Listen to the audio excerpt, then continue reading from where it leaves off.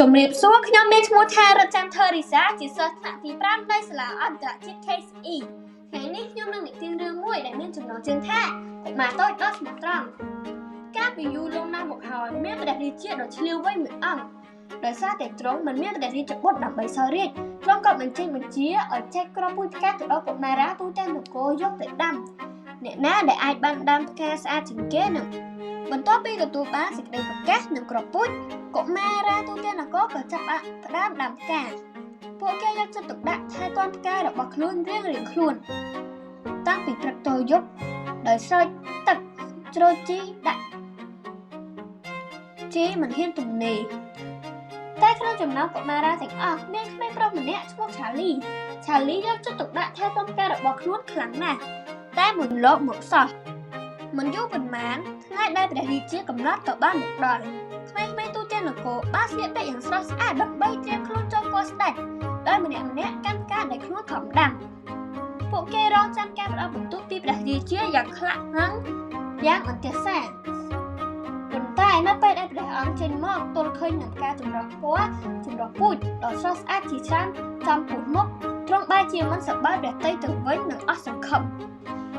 ដោយឃើញកុមារាគ្រប់គ្នាសុទ្ធតែកាន់ផើងផ្កាដ៏ស្រស់ស្អាតក្នុងដៃ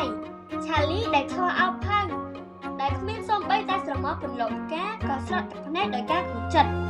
ព្រះរាជាទល់ឃើញឆាលីយំនឹងកាន់ផើងតែគ្មានការខុសគេទ្រង់ក៏យាងចូលសួរនាំកុមារតូចហេតុអ្វីបានជាឯងកាន់ផើងទទេបែបនេះឯណាផ្ការបស់ឯងឆាលីក៏រៀបរាប់ពីដំណើរនៃការមើលថែទាំគ្រាប់ពូជដែលព្រះរាជាចែកឲ្យរបស់ខ្លួនប្រាប់ទ្រង់តែវាមិនព្រមចេញពន្លកមកសោះស្ដាប់ការរៀបរាប់របស់ឆាលីចប់ព្រះអង្គក៏ចាប់ដៃរបស់ឆាលីឡើងហើយធ្វើការប្រកាសខ្លាំងៗថាកុមារដ៏ស្មោះត្រង់ម្នាក់នេះហើយនឹងក្លាយជាស្ដេចបន្តពីយើងព្រោះការពិតទៅគ្រាប់ពូជដែលព្រះអង្គចែកទៅទាំងអស់នោះសុទ្ធតែជាគ្រាប់ពូជដែលត្រូវបានចម្អិនអស់ទៅហើយវាមិនអាចសូម្បីតែអស់ជាពន្លកកុំថាឡើយជន់ជាផ្កាបន្ទាប់ពីស្ដាប់រឿងនេះហើយខ្ញុំមានសំណួរចង់សួរទៅកាន់អ្នកទាំងអស់គ្នាសំណួរទី1ហេតុអ្វីបានជាឆាលីបានឡើងគ្រងរាជ្យសម្បត្តិបន្តពីព្រះអង្គសំណួរទី2ហេតុអ្វីបានជាព្រះអង្គមិនសប្បាយព្រះតីពេលដែលព្រះអង្គឃើញផ្កាចម្រុះពណ៌ចម្រុះពូជសូមអរគុណ